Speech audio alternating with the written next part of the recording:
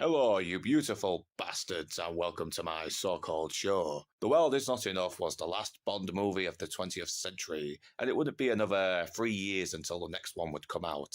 Unfortunately, action movies had really changed, with films like The Matrix influencing a certain style that would inspire other movies adopting that same style that would also later date their movies very quickly. But that said, Equilibrium is underrated, and to make things even more complicated, two then new spy thrillers, Triple X and The Bourne Identity, were to be released close to the then recent Bond adventure Die Another Day. Both looks like new takes on the genre, created to bring in a younger crowd, potentially threatening to make Bond come across dated and obsolete. Triple X smashed the box office, while The Bourne Identity had us delve into a more darker, grittier, and less glamorous take on the spy genre. And with all that, was Bond still able to top his rivals? Well, sword-wielding posh tarts and diamond-faced gentlemen.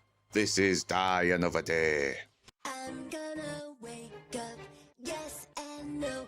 Released in November 2002, Die Another Day sees James Bond played for the final time by Pierce Brosnan, out to investigate a diamond smuggler named Lau, only to have his cover blown.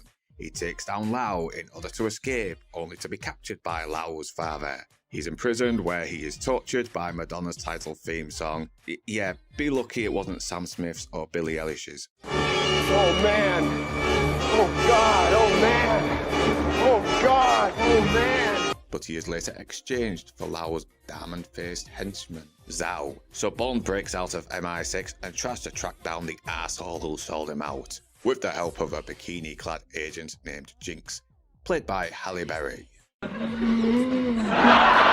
Die Another Day is a great example of bigger doesn't always mean better. Way too much CGI, way too many innuendos, and moments that fail at trying to be erotic. Christ, I got more kicks watching one Supergirl drowning fetish films. No, seriously, there's a full series of this shit. It's really bizarre.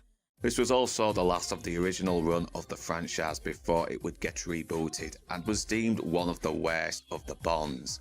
Before...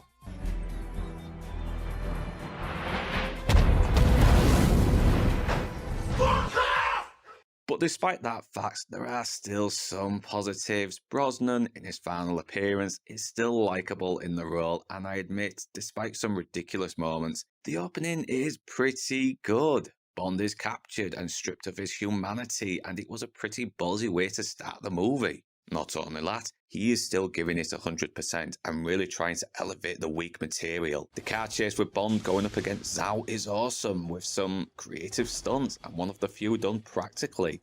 And David Arnold's score still kicks ass.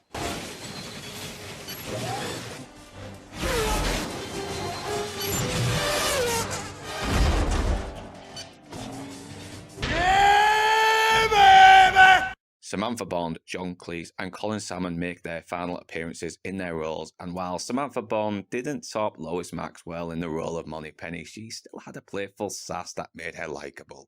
And she still managed to be very charming, though the whole horny VR thing was a bit... never mind. Moving on. I'm still a bit sad John Cleese never got the chance to make the role as Q his own. He was the right choice to take over from Desmond, and his comic timing is still on point, and he is still very endearing, but I don't think he was given anything that funny. I mean, for example... Why don't you acquaint yourself with the manuals? Be able to shoot through that in a couple of hours?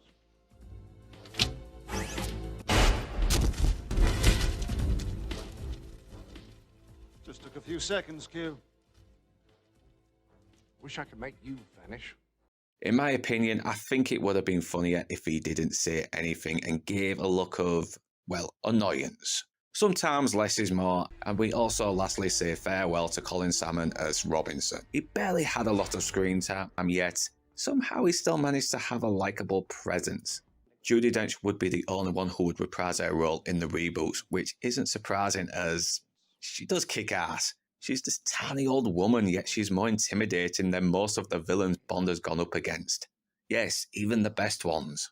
But there's sadly not much else to recommend. Halle Berry handles herself well in the action right up until she has to speak. And not only is her acting bad, but even the dialogue is questionable. Who sent you? Your mama. And she told me to tell you she's really disappointed in you. Ugh. Where did they come up with this stuff? But she still gained enough love to almost gain a spin-off. But I don't see it. She comes off like she's trying too hard, and if maybe there was a moment halfway through where Jinx showed a more vulnerable side, I probably would have bought her character a bit more. Not only that, she's captured twice in a short amount of time by walking into obvious traps and needs rescuing twice. But that said, I still love Halle Berry. She works hard in her training, as shown in her footage training for John Wick 3, and damn, she is still a gorgeous woman. Okay, let's see that footage of her shooting guns in a tight outfit.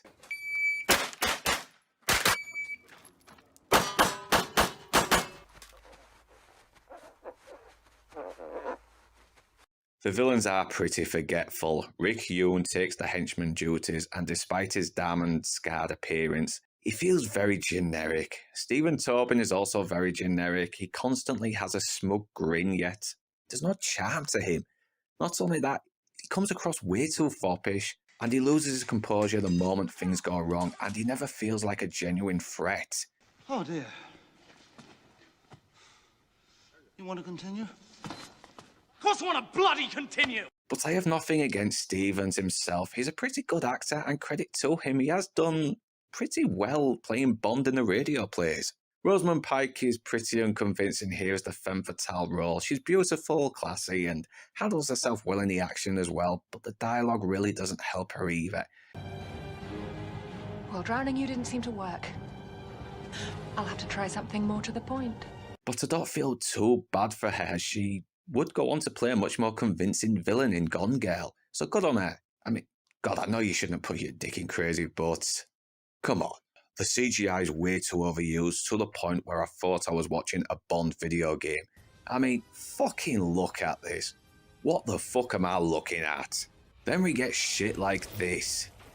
Jesus, I'm all for a big bombastic adventure, but even this was jumping the shark.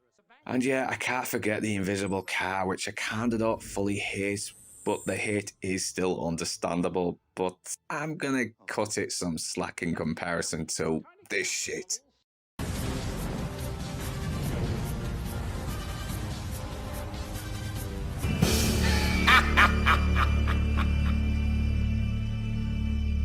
Madonna is on title theme duties, but Jesus Christ, anyone who actually greenlit this fucking ear-bleeding tuneless crap should be fucking disemboweled. I thought I was having an epileptic fit listening to this.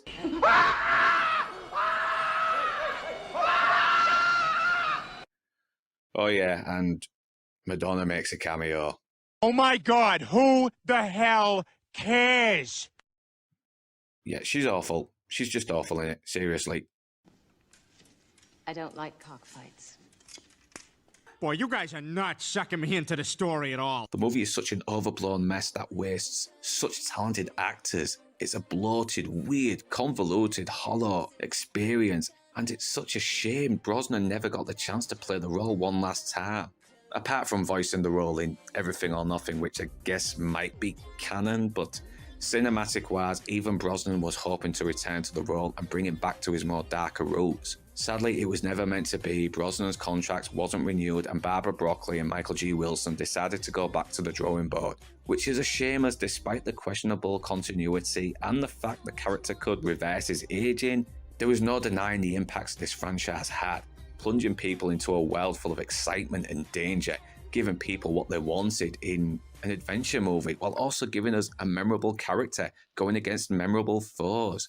Even when it dipped in quality, there was still plenty that had us coming back, but sadly the day Die Another Day was released was also the day this run of the popular spy had died.